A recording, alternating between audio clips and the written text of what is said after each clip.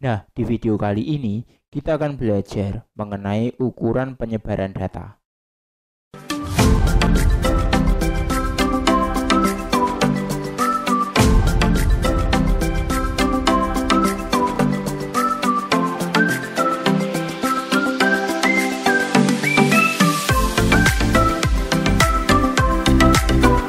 Jangan lupa like, subscribe, dan aktifkan loncengnya. Di video sebelumnya, kita sudah belajar mengenai ukuran pemusatan data, yaitu ada min, median, dan modus. Kemudian kita juga sudah belajar mengenai ukuran peletakan data, yaitu dengan mencari nilai kuartil. Di video kali ini kita akan membahas mengenai ukuran penyebaran data yang meliputi jangkauan, jangkauan interkuartil, kemudian simpangan kuartil. Untuk selengkapnya, kita simak pembahasannya berikut ini. Ukuran penyebaran data untuk materi jangkauan, jangkauan interkuartil, dan simpangan kuartil. Nah, mendeskripsikan sebuah data itu biasanya mengacu pada ukuran pemusatan data, kemudian ukuran letak data, dan yang ketiga adalah ukuran penyebaran data. Untuk ukuran pemusatan data dan ukuran letak data telah kita pelajari di video sebelumnya ya.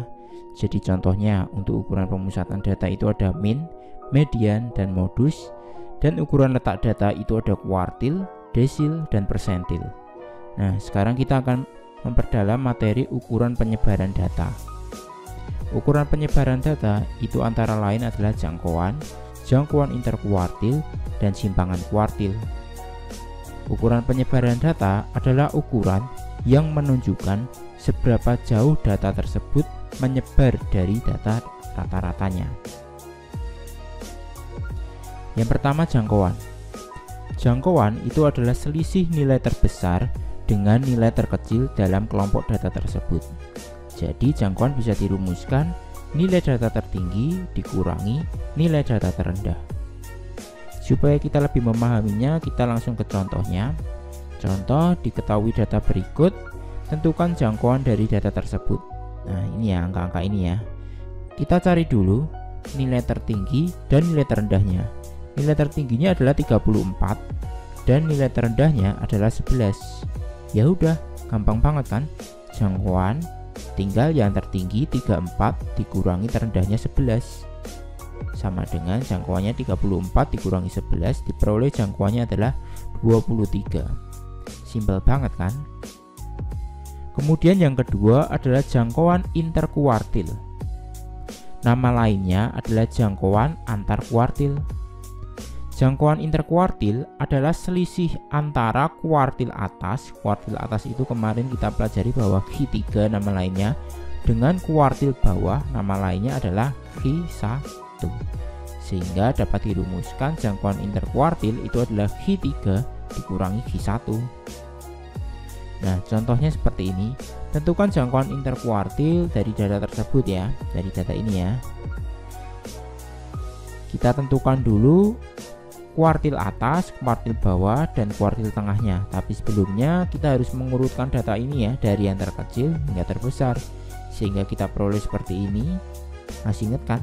Datanya urut, kemudian kita tentukan Q2-nya di sini. Q2-nya adalah 35. Kemudian Q1-nya adalah 30 ini. Kemudian Q3-nya adalah 45. Nah, setelah kita peroleh Q1, Q2, Q3, baru kita cari jangkauan interkuartil. Itu tadi rumusnya adalah Q3 dikurangi Q1. Ya sudah, jangkauan interkuartilnya adalah 45 dikurangi 30 sehingga diperoleh jangkauan interkuartilnya adalah 15. Seperti itu ya.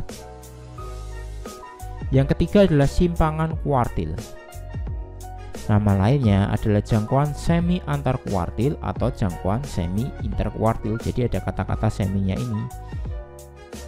Simpangan kuartil itu adalah setengah dari jangkauan interkuartil. Ingat ya, tadi kan interkuartil adalah Q3 dikurangi Q1. Sedangkan simpangan kuartil ini adalah setengahnya dari itu. Jadi bisa dirumuskan simpangan kuartil adalah setengah dari Q3 dikurangi Q1. Jadi dikurangi dulu baru dikali setengah ya. Contohnya soalnya seperti ini. Diketahui nilai matematika kelas 8D sebagai berikut. Tentukan simpangan kuartil dari data tersebut. Nah, jawab. Kita urutkan terlebih dahulu data yang telah diberikan, kemudian kita cari kuartil bawah, kuartil tengah, dan kuartil atasnya.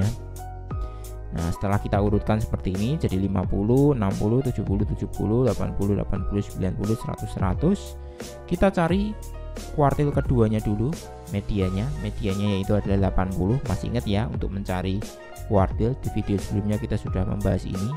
Jadi tengah-tengahnya semua kan berarti di sini. Di 80 ini Q2 atau medianya. Kemudian kita cari Q1, kita fokusnya di sini ya. Cari Q1. Jadi tengah-tengahnya ini, tengah-tengah antara 60 dan 70, berarti 60 tambah 70 bagi 2 diperoleh Q1-nya 65. Kemudian untuk mencari Q3 kita fokusnya di sini. Berarti antara 90 dan 100 ini ya tengah-tengahnya ya. 90 tambah 100 per 2 sama dengan 95. Sehingga simpangan kuartilnya itu adalah setengah dalam kurung Q3 dikurangi Q1. Q3 nya adalah 95, Q1 nya 65. Kemudian diperoleh 95 kurangi 65 itu adalah 30. Setengah kali 30 adalah simpangan kuartilnya adalah 15. Seperti itu. Kita masuk ke contoh soal. Perhatikan tabel hasil ulangan matematika di bawah ini. Tentukan jangkauan interkuartil, dan simpangan kuartil. Jawab. Yang pertama kita cari dulu jangkauannya. Jadi data tertingginya itu adalah 80 dan data terendahnya itu adalah 40. Sehingga jangkauannya adalah data tertinggi dikurangi data terendah. Jadi 80 dikurangi 40 sehingga diperoleh jangkauannya adalah 40. Sebelum mencari jangkauan interkuartil dan simpangan kuartil, kita cari dulu kuartil bawah, kuartil tengah, dan kuartil atas. Dari tabel di atas dapat disajikan dalam bentuk seperti ini ya. Jadi yang mendapat nilai 40 itu ada 1 orang, yang mendapat 50 itu ada 2 orang, yang mendapat nilai 60 itu ada 3 orang, yang mendapat nilai 70 itu ada 2 orang, dan yang mendapat nilai 80 juga ada 2 orang. Kita cari dulu Q2 nya, berarti tengah-tengahnya ini ya, Q2 nya ya, di antara 60 dan 60 ini, berarti Q2 nya 60 tambah 60 bagi 2 sehingga diperoleh median atau Q2 nya itu adalah 60. Kemudian cari Q1, berarti fokus kita adalah data yang ini, berarti diperoleh Q1 nya adalah 50 ya, tengah-tengahnya ini. Kemudian Q3 fokus kita adalah di sini, berarti diperoleh Q3 nya adalah 70. Kemudian setelah kita peroleh Q1 nya 50, Q2 nya 60 dan Q3 nya 70, kita cari jangkauan interkuartilnya. Jadi jangkauan interkuartil tadi kan rumusnya Q3 dikurangi Q1. Ya udah, Q3 nya 70 dikurangi 50 sehingga diperoleh jangkauan interkuartilnya adalah 20. Lanjut kita cari simpangan kuartil. Tadi sudah kita peroleh bahwa Q1 50, Q2 60, Q3 juga 70 kan. Ya udah, tinggal masukkan rumus saja. Setengah kali Q3 dikurangi Q1 sehingga diperoleh seperti ini. Berarti setengah kali 20 ya, 70 kurangi 50 tadi 20. Simpangan kuartilnya diperoleh 10. Seperti itu. Oke, terima kasih. Nah, jadi seperti itu pembahasan di video kali ini. Untuk materi selanjutnya kita simak di video berikutnya. Oke, dadah.